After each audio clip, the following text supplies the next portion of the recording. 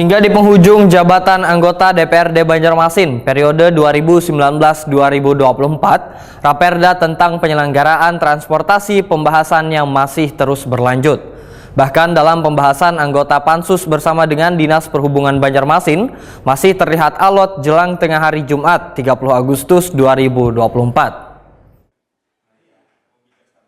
Hingga di penghujung jabatan anggota DPRD Banjarmasin periode 2019-2024, Raperda tentang penyelenggaraan transportasi pembahasannya masih terus berlanjut. Bahkan dalam pembahasan anggota Pansus bersama dengan Dinas Perhubungan Banjarmasin masih terlihat alot jelang tengah hari Jumat 30 Agustus 2024.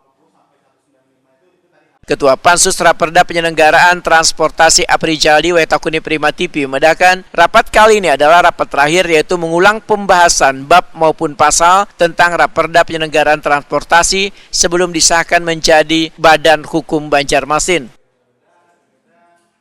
Wakil Ketua Komisi 3 DPRD Banjarmasin ini menyatakan dalam pertemuan ini ada satu pasal yang ingin diperkuat, yaitu terkait aktivitas dok kapal yang beraktivitas di Sungai Martapura. Karena ranah kewenangannya beririsan dengan pemerintah provinsi, harapannya aturan-aturan tersebut bisa saling bersinergi antara pemerintah kota dengan pemerintah provinsi serta kementerian, supaya yang mengatur wilayah adalah daerah yang mengerti tentang wilayah tersebut. Kota. Makanya kita berharap bahwa kewenangan ini bisa sesuai dengan porsinya, artinya saat ada permasalahan di kota, kita akan memberikan rekomendasi kepada pihak di atasnya, baik itu provinsi ataupun kementerian, namun harus segera mungkin ditindaklanjuti. Karena kalau ini dibiarkan tentu akan berimbas pada permasalahan-permasalahan yang jadi masalah kan. Kadang hal-hal seperti ini tidak terkomunikasi dengan bagus, tidak terkoordinasikan dengan bagus sehingga terjadi pembiaran. Nah, setelah terjadi pembiaran dan permasalahan sungai ini, kita di kota pun tidak bisa melakukan eksekusi.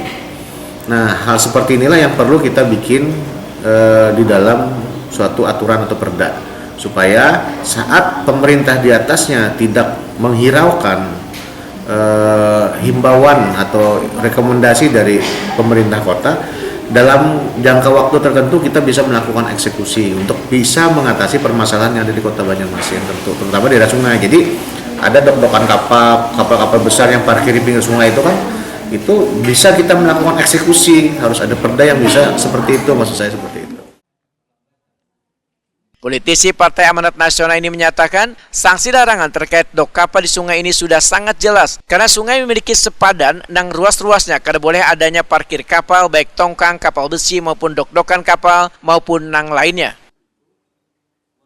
Memang fungsinya untuk jalur umum lalu lintas seperti klotok, jukung, dan lain-lain. Nah, tapi pada prakteknya kan saat ini banyak kegiatan bengkel-bengkel kapal itu yang memarkir kapal-kapal tersebut di sungai dan mengambil badan sungai sehingga mengganggu aktivitas lalu lintas sungai. Selain mengganggu aktivitas lalu lintas sungai, hal praktek seperti ini juga membuat terjadinya penyempitan dan pendangkalan sungai yang ada di Kota Banjarmasin, sehingga ini menimbulkan satu dampak yang menurut saya sangat berimbas pada kondisi Kota Banjarmasin yang sangat mengandalkan sistem drainase sungai tersebut. Kepala Dinas Perhubungan Banjarmasin Slamet Bekjo memedahkan pembahasan raperda ini cukup menyita waktu lantaran menyangkut parkir di jalan maupun di sungai.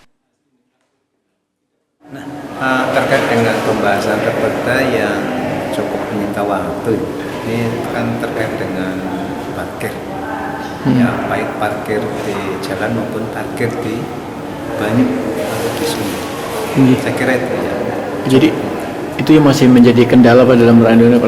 Betul, karena ada untuk yang sungai, khususnya kan ada beberapa kewenangan pusat yang ada di daerah.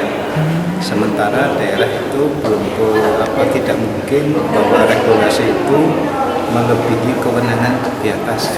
Ini yang menjadi kendala. Sementara aturan yang ada memang belum ada ruang ya bagi daerah untuk bisa katakan mengeksekusi ketika ada pelanggaran yang menjadi kewenangan di pusat terkait dengan parkir di sungai. Terus ini yang Kedepannya seperti apa nanti Perda ini mengatasi masalah itu? terkait perda ini kita masih coba komunikasikan karena nanti kan ada dikonsultasikan ke di atas dan ada ruang dan ini harus dikomunikasikan ke pusat karena pemerintah pusat kan yang ada di daerah kan ada. Iya. Kita coba komunikasikan bagaimana pemerintah daerah juga punya kewenangan ketika ada pelanggaran yang sifatnya operasional yang ada di daerah. Raperda tentang penyelenggaraan transportasi ini wacana pembahasannya akan difinalisasi sebelum pelantikan anggota Dewan terpilih.